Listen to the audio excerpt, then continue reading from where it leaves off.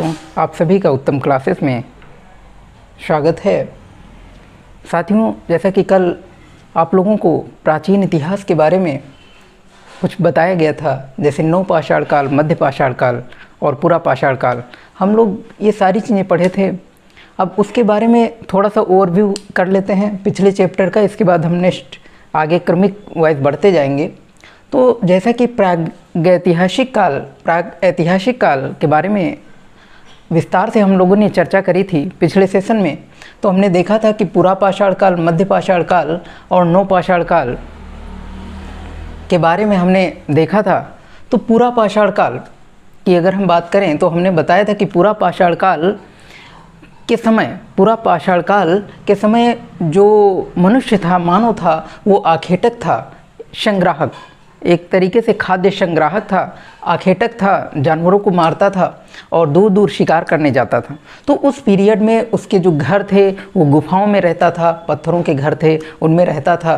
तो और इसकी खोज सबसे पहले, इसका जो साक्ष्य है वो रॉबर्ट ब्रूस ने करी थी। और अगर हम मध्य पाषाण काल की बात करें, मध्य पूरा पाषाण काल की बात, तो हम देखते हैं कि मनुष्य आखेटक से थोड़ा सा और डेवलप हुआ था और वो पशुपालन करने लगा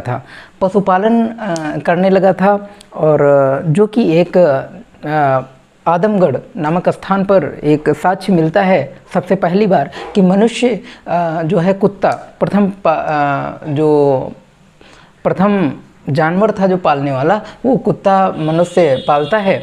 और तब उस समय थोड़ा सा और डेवलप हुआ और उस मनुष्य ने क्या किया कि पत्थरों को हटा करके वो मतलब शैलाश्रय, पहले पत्थरों के गुफाओं में रहता था और फिर उसने क्या किया कि वो नदी के तट के किनारे रहना चालू कर दिया, यानी कि उसे पानी की ज़रूरत पड़ी। कहते हैं आवश्यकता ही आविष्कार की जननी है। हम जो आगे बढ़ते जाएंगे हम देखेंगे कि मनुष्य डेवलप होता जा रहा है और उसी प्रकार से उसके आवास भी बदलते जा रहे हैं, उसी प्रकार से उसकी कार्यशैली और तकनीक बदलती जा रही है। तो जैसे ही हम मध्य पाषाण काल की बात करेंगे तो जॉन इवास ने प्रथम साक्ष्य दिया था इसका। और पशुपालन का, जहां आदमगढ़ में बताया था कि आदमगढ़ में पशुपालन के रूप में जानवर एक कुत्ता रखता है, तो आखेटक से वो पशुपालन की ओर बढ़ा और वो नदी के किनारे रहने लगा। फिर आगे आते हैं तो जब नवपाषाण काल की बात करते हैं तो नवपाषाण काल में हम देखते हैं कि मनुष्य जो था वो खाद्य उत्पादन करने लगा और कृषि करने लगा। कहने का मतलब है कृषि करने लगा। पहिए का आविष्कार हुआ। थोड़ा और जब डेवलप हुआ तो उसने अस्थाई निवास भी बनाने शुरू कर दिए। तब शिकार करने बहुत कम जाया करता था और वो अस्थाई निवास में रहने लगा। और जैसे कि बुर्ज होम आप देख रहे हैं कि जहाँ पर गर्त आवास भी मिलते हैं, उसके अस्थाई आवास, तो कुछ गर्त आवास भी पाए गए और अस्थाई निवास हुए नवपाषाण काल में। फिर और आगे आते हैं तो तीन जो कांस्ययुगीन, ताम्रयुगीन और लौहयुगीन सभ्यता देखने को मिलती है। तो हम देखते हैं जो ताम्रकालीन जो अवस्था होती है, ताम्रयुगीन अवस्था, उसमें हम देखते हैं कि मनुष्य थोड़ा सा डेवलप हुआ और मनुष्य तांबे का प्रयोग करने लगा। एक धातु की खोज करी तांबे का, जिसका प्रथम साक्ष्य मिलता है आपका जो पल्लवरम में प्रथम साक्ष्य दिया था, जो कि रॉबर्ट ब्रूसफुट ने 1863 में बताया था कि यहाँ पर तांबे की कुल्हाड़ी मिली है। तो इस प्रकार से ताम्र पाषाणिक युग की शुरुआत हुई। तो वहाँ पर क्या किया, थोड़ा सा जो निवास थे वो थोड़ा सा और डेवलप हुए। वहाँ कच्चे और पक्के आवास देखने को मिलते हैं, बहुत कम ही पक्के मिलते हैं। कच्चे आवासों में वो रहने लगा। तो यानी कि फिर और आगे बढ़ा तो ताम्र की जगह वो यानी कि ताम्र युगीन में पत्थर का भी प्रयोग करता था, पत्थर के औजार भी प्रयोग करते थे और तांबे के भी औजार प्रयोग करते थे। लेकिन जब हम थोड़ा सा और आगे बढ़ते हैं तो देखते हैं वो कांस्य युगीन सभ्यता में जाता है, यानी कि मनुष्य तांबे के साथ में टिन का भी प्रयोग करने लगा। तांबे के साथ में जब टिन का प्रयोग करने लगा उसे कांस्य युगीन सभ्यता कहते हैं। और ऐसी सभ्यता सिंधु घाटी की सभ्यता एक बेस्ट एग्जाम्पल है इसके लिए। तो वहाँ पर क्या हुआ कि पक्के आवासों का निर्माण करने लगा। उसे पक्के ईंटों की जानकारी हुई, यानी कि ईंट, पहले वो कच्चे ईंटों के अधिकतर मकान थे।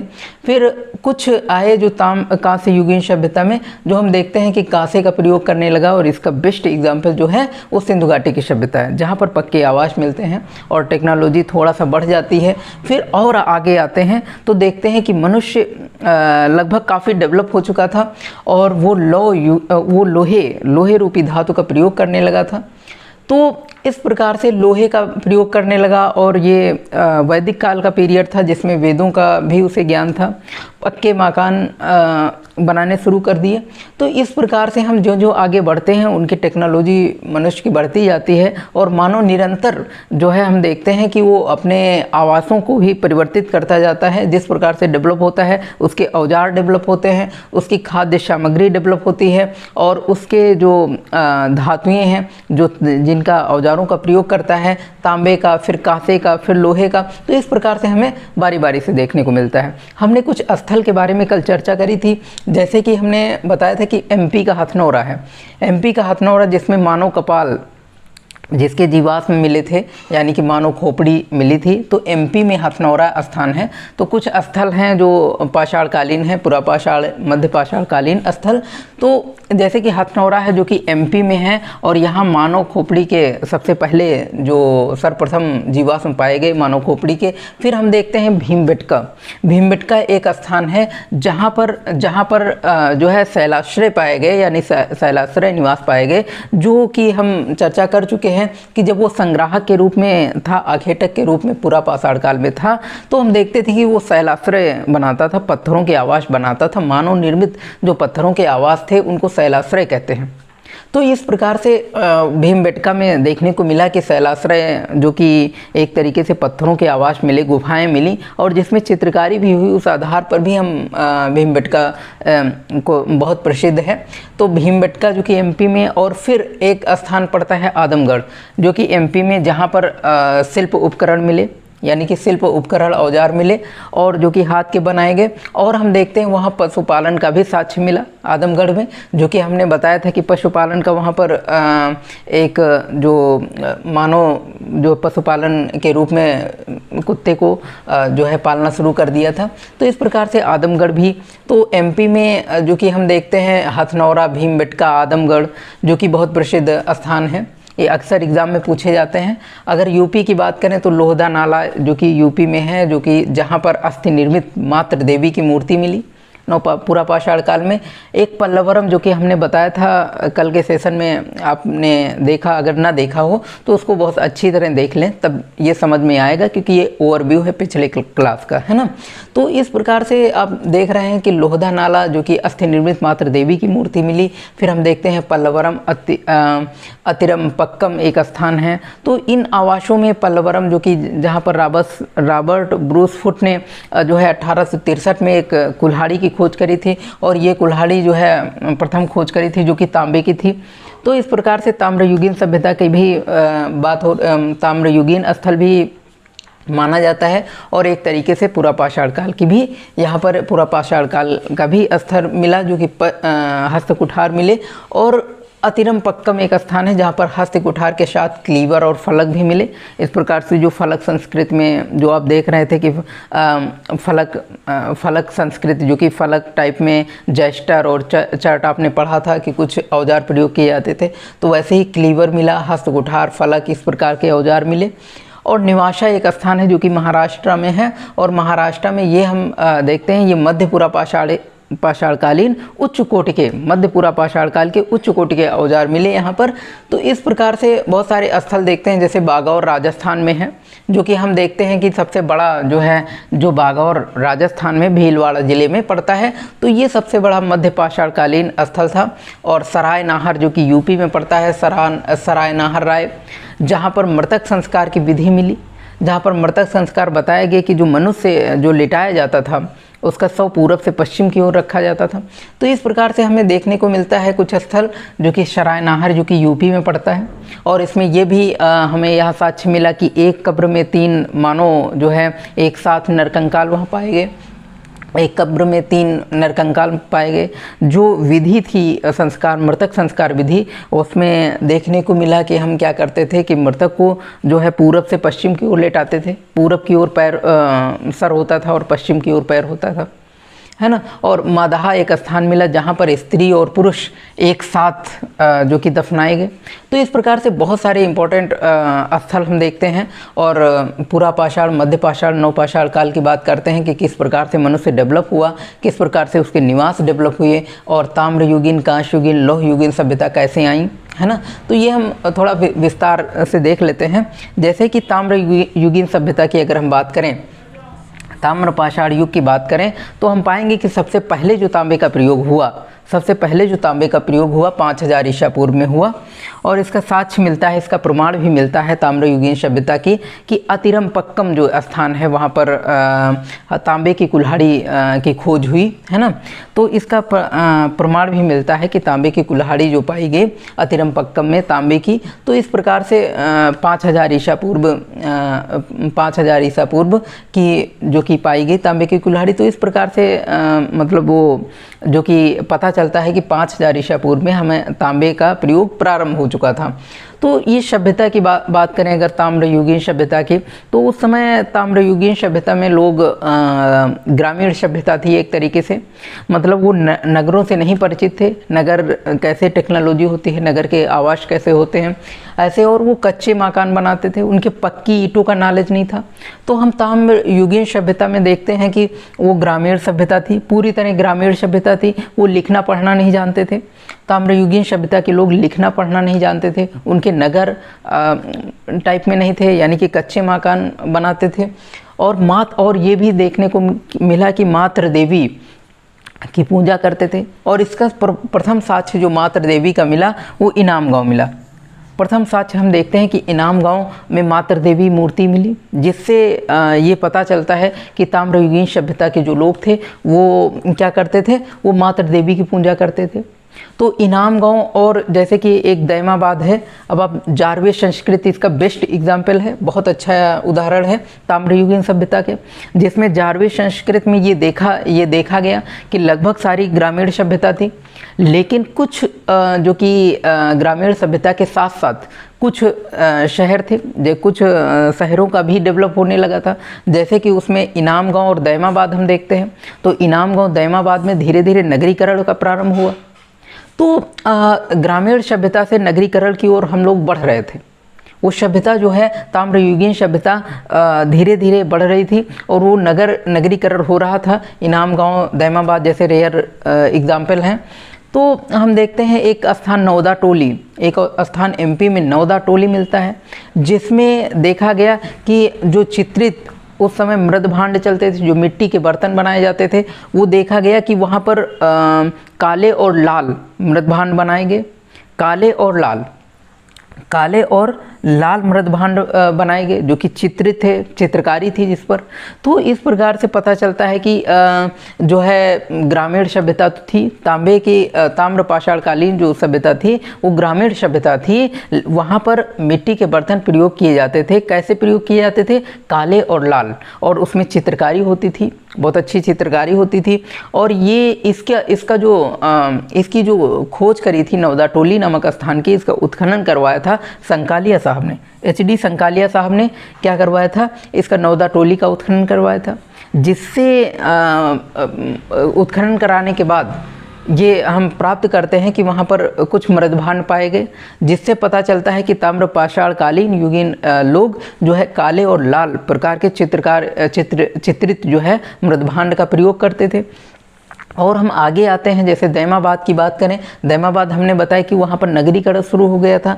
तो वहाँ पर ये भी हुआ, और दैमाबाद में कुछ ऐसे भी 4-6 औजार पाए गए, जो प्रमुख रूप से 4 औजार की अगर हम चर्चा करें तो एक रथ चलाता हुआ मनुष्य पाया गया, एक रथ चलाता हुआ मनुष्य, एक रथ चलाता हुआ मनुष्य पाया गया, और क्या साढ़ और गैंडा और हाथी, साढ़, गैंडा और हाथी, ये 4 वस्तुएं दैमाबाद में तांबे की पाई गई, जिससे पता चलता है कि प्रमुख रूप से वहाँ पर चित्रकारी का भी डेवलप हो गया था, वहाँ पर मूर्ति का भी डेवलप हो चुका था धीरे धीरे। तो धीरे धीरे विकास हो रहा था ताम्रपाशा तांबे की वस्तुओं से विकास हो रहा था। तांबे का प्रयोग बहुत ही प्रमुखता से किया जा रहा था, यानी कि पत्थर के औजारों के साथ साथ तांबे के औजारों का फिर प्रयोग किया जा रहा था। तांबे का कहीं साड़ हम देखते हैं जानवर जो तांबे के बनाए जाते थे, गैंडा, हाथी और साड़, रथ चलाता हुआ मनुष्य। तो इस प्रकार से पता चलता है, रथ चलाते हुए मनुष्य को देखने से पता चलता है कि उस समय रथ भी होंगे, है ना। तो रथ जो कि जिनका प्रयोग किया जाता होगा।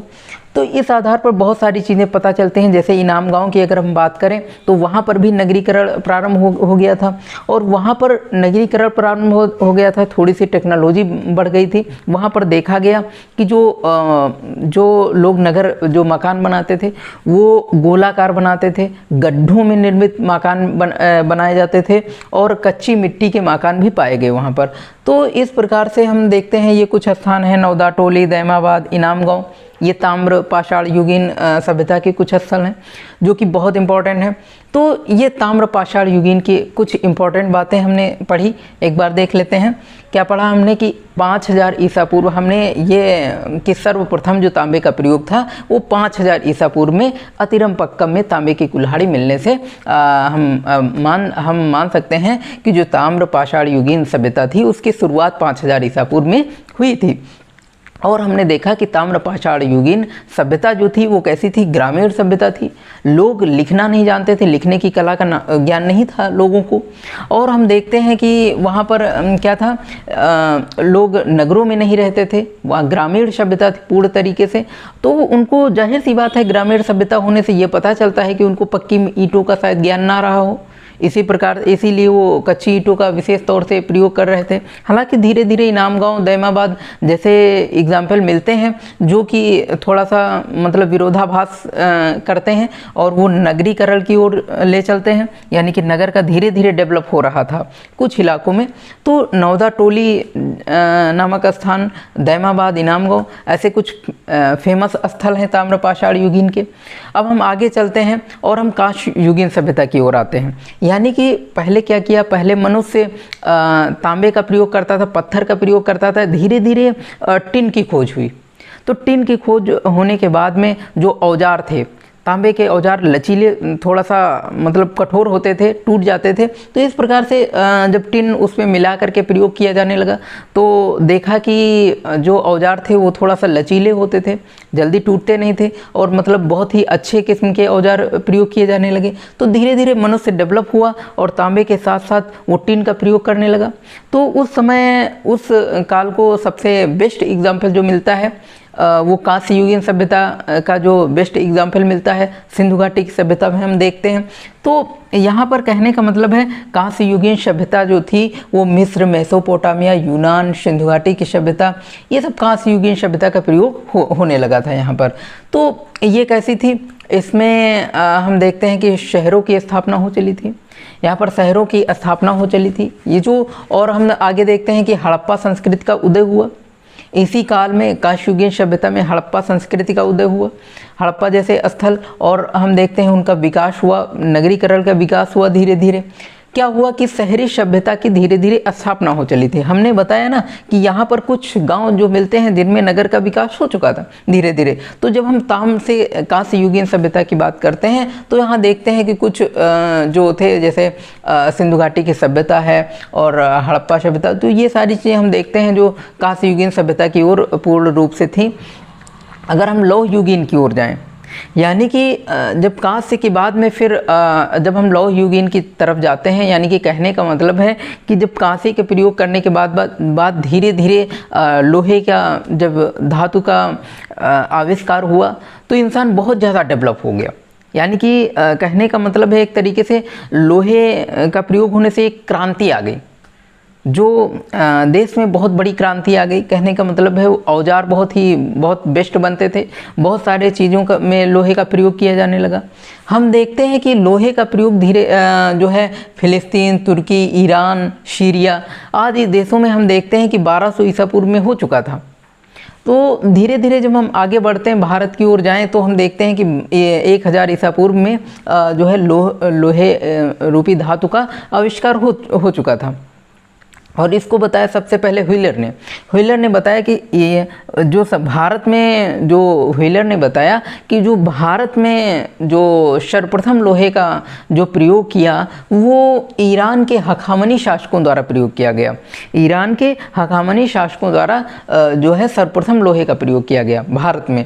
अगर हम बात करें कि इसका अगर हम देखते हैं कि इसके जो स्रोत हैं, हम देखते हैं कि जैसे सृग्वेद है, सृग्वेद में एक नाम प्रयोग किया गया अयस। सृग्वेद में अयस का प्रयोग किया गया, एक शब्द अयस आया है। और अथर्ववेद में प्रयोग किया गया लोहा अयस और श्याम, लोहा अयस और श्याम का प्रयोग किया गया। तो इससे पता चलता है कि ये जो धातु थी वो लोहे की धातु का ही वर्णन हो रहा था। तो वैदिक काल में, कहने का मतलब है ऋग्वेद अथर्ववेद, ये जो वेद चल रहे थे वेदों आर्यों के पीरियड में, तो कहने का मतलब है कि आर्यों के लगभग आगमन के दौरान जो है लोहे का पूर्ण रूप से आविष्कार हो चुका था, उसका प्रयोग चल रहा था। इससे ये निष्कर्ष हमें मिलता है कि 8वीं शताब्दी में भारतीयों ने लोहे का प्रयोग पूर्ण रूप से करना शुरू कर दिया था, यानी पूर्ण रूप से कर चुके थे। तो चित्रित धूसर मृदभांड का भी इस लौह युगीन में जो है प्रमुख रूप से प्रयोग मिलता है। तो हम बेसिक तौर से अगर हम देखें पूरा एक बार ओवरव्यू लेते हैं, बहुत ही आसान तरीके से आप समझेंगे और बहुत ही इजी वे में आप समझेंगे। आप ध्यान दें, प्रागैतिहासिक काल की बात हो रही थी। प्रागैतिहासिक काल को हमने बांटा था कि पुरापाषाण काल, मध्य पाषाण काल और नवपाषाण काल। हमने 3 की कल चर्चा करी थी, जिसमें बताया था पुरापाषाण काल में आखेटक और संग्राहक थे। मनुष्य आखेटक और संग्राहक के रूप में जी रहा था और वो गुफाओं में रहता था। इसके बाद जब हम मध्य पाषाण काल में आते हैं तो मनुष्य आखेटक के साथ साथ पशुपालन भी करने लगा था। तो पशुपालन करने लगा था, उनके जो आवास थे वो नदियों के किनारे बसने लगे थे, लोग नदियों के किनारे बसने लगे थे। और फिर जब आगे आते हैं तो धीरे धीरे नदियों के किनारे बसने के कारण वहाँ की भूमि उपजाऊ मिली उन्हें और वो खेती करना स्टार्ट किए। धीरे धीरे खाद्य संग्राहक बन गए। तो कहने का मतलब है कि खाद्य उत्पादन करने लगे, कृषि भी होने लगी और उस समय पहिए का आविष्कार हो जाने से बहुत बड़ी क्रांति आई। तो नवपाषाण काल में पहिए का आविष्कार हुआ और जो है कृषि करने लगा मनुष्य और वो गर्त निवास, कहने का मतलब अस्थायी निवास उसके रहने लगे। जब कृषि करने लगा तो जाहिर सी बात वो अस्थायी निवास हो जाएंगे। तो इस प्रकार से पूरा मध्य और नवपाषाण काल की हमने चर्चा करी थी। फिर हमने आज देखा कि उसके आगे जब आते हैं तो मनुष्य और डेवलप हो जाता है, मनुष्य डेवलप हो जाता है और वो बढ़ता है एक धातु जो कि खोज करी। कौन सी धातु? तांबे की धातु खोज करी और तांबे की धातु खोज होने से एक बहुत बड़ी क्रांति आई और तांबे का प्रयोग होने लगा। लोग तांबे का प्रमुख रूप से प्रयोग करने लगे। हमने इसमें देखा कि लोग तब तक जो है डेवलप हो चुके थे। धीरे धीरे कच्चे और पक्के मकान भी देखने को मिलते हैं। लोगों को ईंटों की जानकारी हो गई थी। फिर हम कांस्य युगीन में आते हैं, जब वो तांबे के साथ में टिन की खोज हुई और और वो जो है वो टिन तांबे में मिक्स करके वो कांसे का प्रयोग करने लगे। यानी कि कांसे का प्रयोग सिंधु घाटी की सभ्यता में मिलता है, देखने को मिलता है। तो उस समय बहुत मतलब मनुष्य काफ़ी रूप से डेवलप हो चुका था और वो आवास अपने जो है पक्के बनाने लगा था, यानी कि पक्की ईंटों का ज्ञान हो गया था। फिर हम जब और आगे चलते हैं तो वैदिक सभ्यता की ओर चलते हैं, वैदिक काल की ओर। आर्यों का आगमन हो चुका था। आर्यों का आगमन होने से हमने देखा कि वैदिक काल में जो है वेदों में भी कुछ शब्द प्रयोग किए गए, अयश और लो अयश, है ना। और हमने देखा कि वहाँ पर जो है पक्के मकानों का लगभग पूर्ण रूप से आविष्कार हो चुका था। लगभग लोग ज़्यादातर पक्के मकानों में रहना शुरू कर दिए थे। कहने का मतलब है नगरीकरण पूर्ण रूप से फैल चुका था। अब बात कर लेते हैं कुछ स्थल के बारे में। हमने जानकारी करी थी हथनौरा, भीमबेटका, आदमगढ़। हथनौरा, भीमबेटका, आदमगढ़ जो कि एमपी में पड़ता है।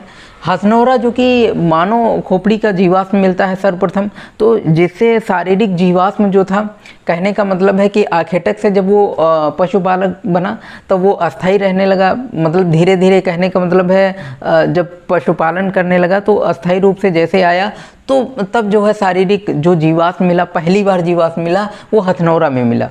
शारीरिक जो कंकाल मिला, देखने को मिला, वो हथनौरा में, एमपी में मिला।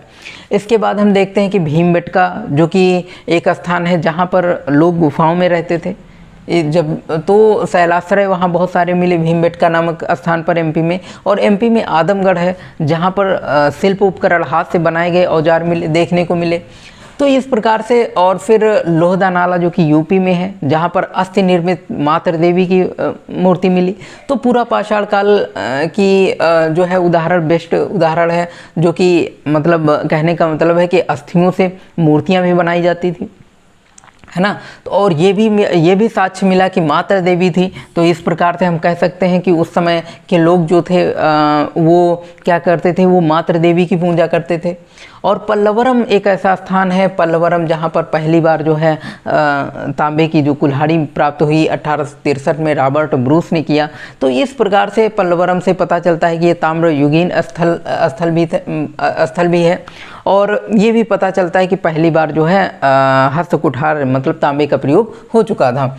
अतिरमपक्कम जो स्थान है मद्रास में, वहाँ पर भी हस्त कुठार मिले, क्लीवर फलक जैसे उपकरण मिले, वहाँ पर देखने को मिला। नेवासा जो कि महाराष्ट्र में है, और वो मध्य पाषाण कालीन, वहाँ उच्च कोटि के औजार मिले। तो इस प्रकार से कुछ स्थल भी हैं। अगर हम नवपाषाण काल की ओर आते हैं, मध्य पाषाण काल की ओर आते हैं, तो हम थोड़ा सा देखते हैं कि राजस्थान जो बागौर है, भीलवाड़ा ज़िले में पड़ता है। राजस्थान भीलवाड़ा ज़िले में जो बागौर नामक स्थान है, सबसे बड़ा मध्य पाषाण कालीन स्थल है। वहाँ पर बहुत सारे मध्य पाषाण कालीन औजार भी मिले, बहुत सारी घर भी मिले, है ना, और बहुत सारे मृदभान भी मिले।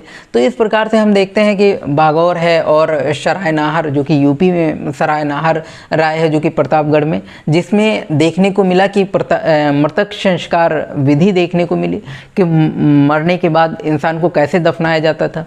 देखने को मिला कि वहाँ पर क्या करते थे कि पूरब और पश्चिम में इंसान को क्या करते थे, पूरब और पश्चिम में लिटाते थे। पूरब में सर होता था, पश्चिम में पैर होता था। और वहाँ पर यह भी देखने को मिला, एक ऐसा स्थल मिला जहाँ पर एक कब्र मिली जिसमें 3 नर कंकाल थे। तो इस प्रकार से बहुत सारे स्थल मिले, जैसे कि मदाहा यूपी में है, जहाँ पर स्त्री और पुरुष एक साथ नर कंकाल मिले। जैसे कि हम देखते हैं कि महाराष्ट्र में जो इंसान को दफनाया जाता था, कुछ जगह हम देखें कि वहाँ पर इंसान को अलग अलग कब्रिस्तान नहीं थे लोगों के। जैसे हम देखते हैं मोहनजोदड़ो जैसे स्थल की एक अलग कब्र स्थान था, लेकिन यहाँ पर देखने को मिलता है महाराष्ट्र जैसे इलाकों में कि वहाँ पर लोग क्या करते थे, कलश में ही इंसान को जला करके उसको रख करके, और कलश में रख करके और अपने फर्श मतलब घर की फर्श के नीचे गाड़ देते थे। तो इस प्रकार से बहुत सारे मृतक संस्कार विधि भी देखने को मिली। तो इस प्रकार से ये ओवरव्यू जो पिछले क्लास का था, अगर आप पिछली क्लास ना देखे हों तो एक बार देखिए उसको, तब ये बहुत अच्छे से समझ में आएगा।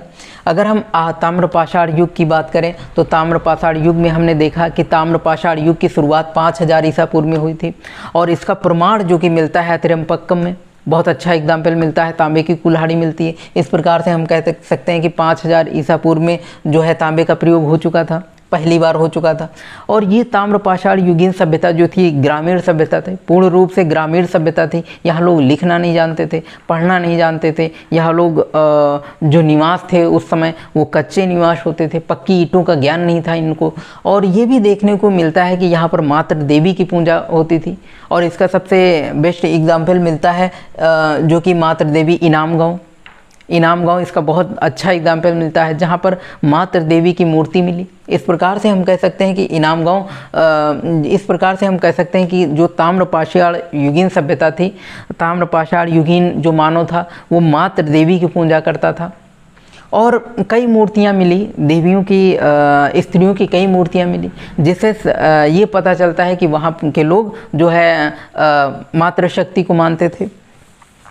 कुछ स्थान मिले। इसका बहुत अच्छा उदाहरण है ताम्र पाषाण युगीन का जारवे संस्कृति। जारवे संस्कृति की अगर हम बात करें तो वहाँ पर क्या था कि सारे जो कि ग्रामीण सभ्यता थी, लेकिन कुछ जारवे संस्कृति में कुछ ऐसे गांव थे जो कि जैसे इनाम गांव, दैमाबाद, है ना, ऐसे जो गांव थे वहाँ पर नगरीकरण शुरू हो चुका था। कहने का मतलब है कि जारवे संस्कृति की अगर हम बात करें तो वो पूर्ण रूप से ताम्र पाषाण युगीन सभ्यता थी, लेकिन कुछ गांव थे जहां पर नगरीकरण प्रारंभ हो चुका था। अगर हम इनाम गांव की बात करें तो वहां पर देखते हैं कि कुछ गोलाकार मकान जो बनाए जाने लगे। और अगर दैमाबाद की बात करें, दैमाबाद में नगरीकरण हो चुका था और वहां पर कुछ तांबे की भी वस्तुएं भी मिली, जो कि प्रमुख रूप से अगर हम देखते हैं तो एक रथ चलाता मनुष्य और साड़, हाथी, गैंडा, इन सब की मूर्तियां मिली तांबे की। तो इस प्रकार से कह सकते हैं कि तांबे की मूर्तियों का भी प्रचलन बहुत तेजी से हो चुका था। तांबे के औजार बनाए जा रहे थे। तो तांबे का पूर्ण रूप से जो प्रयोग शुरू हुआ ताम्र पाषाण युगीन, यानी कि पत्थर के साथ साथ वो तांबे का भी प्रयोग करने लगे थे। और फिर और आगे आते हैं तो हम देखते हैं कि ये टिन की खोज हो चुकी थी, यानी कि तांबे के साथ में वो टिन को मिला करके जब प्रयोग करने लगे तो कांस्य युगीन सभ्यता शुरुआत हो गई। और कांस्य युगीन सभ्यता जैसे कि हम देखते हैं कि मिस्र में मेसोपोटामिया, यूनान और सिंधु घाटी की सभ्यता, ये सब एक साथ लगभग प्रारंभ हो चुकी थी और यहाँ सब कांस्य का प्रयोग हो रहा था, प्रचुर रूप से कांस्य का प्रयोग हुआ। तो हम देखते हैं कि जो शहरों की स्थापना शुरू हो चुकी थी, धीरे धीरे शहरों की स्थापना हो चुकी थी। लोग गांव से शहर की ओर मतलब एक तरीके से व्यापार शुरू हो चुका था। धातुओं का जब व्यापार शुरू हो जाता है, कहीं पर भी कोई संस्कृति तभी चालू होती है जब वो किसी चीज़ का बहुत पर्याप्त मात्रा में मतलब रोजगार शुरू हो जाए। जैसे कि आज की डेट में देखते हो, जहाँ पैसा ज़्यादा होता है धीरे धीरे डेवलप बढ़ता है और धातुओं का आविष्कार होता है कि जब आविष्कार होगा तो डेवलप बढ़ेगा और डेवलपमेंट जब ज़्यादा होगा, पैसा ज़्यादा होगा, आमदनी होगी तो लोगों के पास टेक्नोलॉजी बढ़ेगी। तो इस प्रकार से बहुत सारे मतलब शहरों का निर्माण हो चुका था। और हड़प्पा संस्कृति जैसे जो विशेष रूप से टेक्नोलॉजी वाले शहर मिले हमको, जो बहुत सारी चीज़ें हमें सिखाते हैं। प्रथम बार शहरी सभ्यता जो कि सिंधु घाटी की सभ्यता मिलती है, जो कि कांस्य युगीन सभ्यता का बहुत अच्छा उदाहरण है। फिर हम आगे आते हैं तो देखते हैं कि कांस्य युगीन के बाद में आर्यों का आगमन होता है। और आर्यों के आगमन होने के साथ साथ हम पाते हैं कि जो व्हीलर नाम के इतिहासकार हैं वो बताते हैं कि सबसे पहले जो है हमारे यहाँ भारत में ईरान के जो लोग थे, यानी कि ईरान के हखामनी शासकों द्वारा भारत में सबसे पहले लोहे का जो प्रयोग किया गया। तो इस प्रकार से हम देखते हैं कुछ वेदों में भी अध्ययन करने से पता चला, जैसे ऋग वेद हो गया और अथर्व वेद हो गया, इन सब में शब्द मिले अयस और लौह अयस, जिससे पता चलता है कि लोहे का लगभग आविष्कार हो चुका था। आर्यों के आगमन के साथ साथ जो है वैदिक काल की शुरुआत के साथ साथ जो है लोहे का आविष्कार हो चुका था। और इससे निष्कर्ष ये भी मिलता है कि 8वीं शताब्दी में लगभग भारतीयों द्वारा लोहे का ज्ञान पूर्ण रूप से हो चुका था। और यहाँ पर चित्रित जो है धूसर मृदभांड भी देखने को मिलते हैं लौह युगीन सभ्यता में। तो इस प्रकार से हमने देखा प्राग ऐतिहासिक काल देखा, हमने लौह युगीन, ताम्र युगीन, ताम्र पाषाण काल और कांस्य युगीन और लौह युगीन, हमने कुछ प्रमुख बातें समझी। कल हम इनके बारे में देखेंगे कुछ प्रमुख स्थल, और फिर हम बहुत विस्तार से क्रमिक अध्ययन करते चले आ रहे हैं। हमने सबसे पहले जाना था इतिहास में, फिर हमने जाना प्राचीन इतिहास में कुछ स्थल हमने जाने, नवपाषाण काल, मध्य पाषाण काल और इन सब के बारे में हमने पढ़ा था। फिर हमने आज इनके बारे में कुछ विस्तार से चर्चा करी। फिर आगे नेक्स्ट सेशन में मिलते हैं आगे बहुत ही अच्छे चैप्टर के साथ में। तब तक के लिए दोस्तों, जय हिंद।